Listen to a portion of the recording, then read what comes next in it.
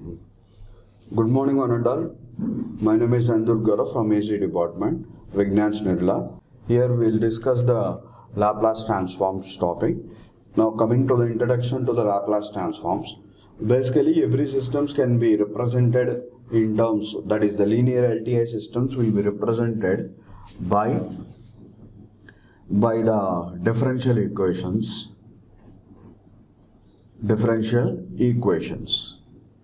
These differential equations can be simplified using the Laplace transforms. These differential equations can be simplified by using the Laplace transforms. First, basically, these Laplace transforms, which is the advantages over the Fourier transforms. Generally, the Laplace transforms will be defined in the two fashions. One as the bilateral Laplace transform,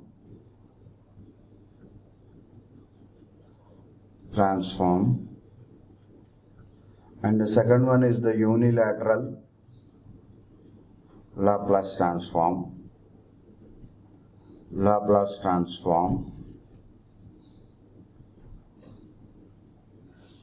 These are the two types of the Laplace transforms. One is the bilateral Laplace transform and the second one is unilateral Laplace transform. In this bilateral Laplace transform, if we want to take a Laplace transform to a continuous signal, generally we take the Laplace transform to a continuous signal. For this, the Laplace transform will be represented as x of s, where that x of s will be given as integral of minus infinity to infinity x of t e power minus st dt. The Laplace transform, what we have defined, is a bilateral because we have taken the integration from minus infinity to plus infinity. As we have taken the minus infinity to plus infinity, that is it positive as well as the negative, that's why it's called as a bilateral Laplace transform. Similarly, the same unilateral Laplace transform will be taken from 0 to infinity x of t e power minus st dt.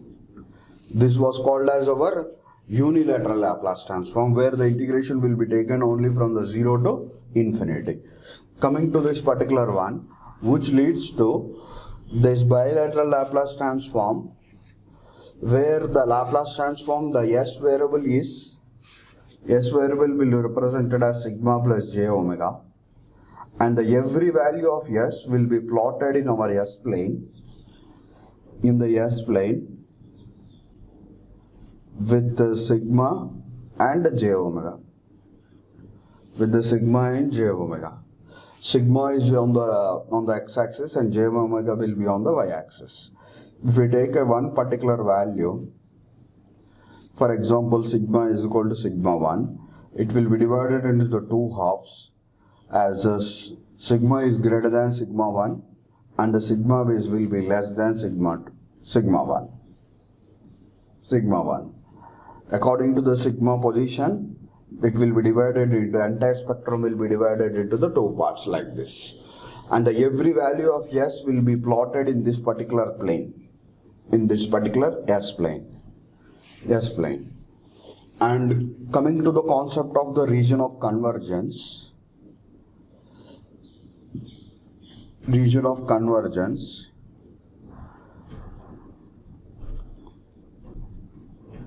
generally this region of convergence is being defined as where the Laplace transform is said to be exist. It is the values of the s, where the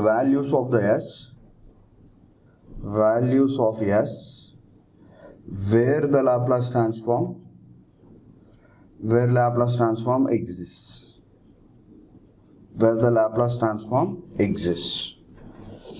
Generally the Laplace transform will not be exist for the entire values of the s. It exists only for a particular values of s. Okay, it exists only for a particular values of Yes. Later, when for the particular values of x only, therefore we'll define the Laplace transform which exists particular for that particular duration only. Right. That is that means we'll plot a set of points of that means we'll plot a set of points of the set of points on the S plane where this particular Laplace transform will said to be exists. Okay, where this Laplace transform is said to be exists. That Laplace transform where it is being existed, that will be specified by this region of convergence. If there was no points of S, where there was no points of S means there was no region of convergence, therefore the Laplace transform does not exist. These are the points. When there was a particular values of S, we'll specify that particular region as region of convergence, and the Laplace transform will be exist for that particular specific region. Similarly, if there was no points of S, then therefore no region of convergence and therefore no Laplace transforms, and there was no Laplace transforms. Okay, next coming to the existence of this Laplace transform, existence of Laplace transform. The Laplace transform is said to be existed when the basic point is when the x of t is a continuous signal, x of t is a continuous or piecewise continuous in a particular period, in a particular time interval,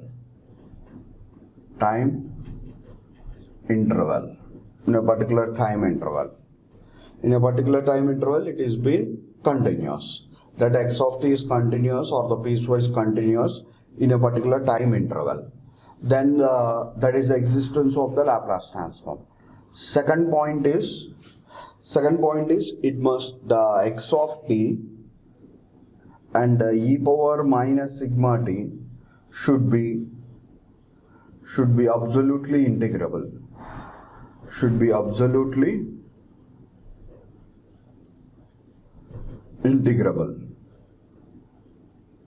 That means when we take the integration of this one, integral of minus infinity to infinity, x of t e power minus sigma t mod value dt should be less than infinity. Then this particular Laplace transform will be said to be existed. Okay. The first point is Laplace transform will have the two types, as first one as the bilateral Laplace transform and unilateral Laplace transform, and this Laplace transform is said to be existed for the particular values of S. Therefore that will be specified by the region of convergence. That means a set of points of S where the Laplace transform is said to be existed is called as our region of convergence. And the existence of the Laplace transform as, that is x of t is continuous or the piecewise continuous in a particular time interval, and x of t to e power minus sigma t should be absolutely integrable. That should be called as an absolutely integral one.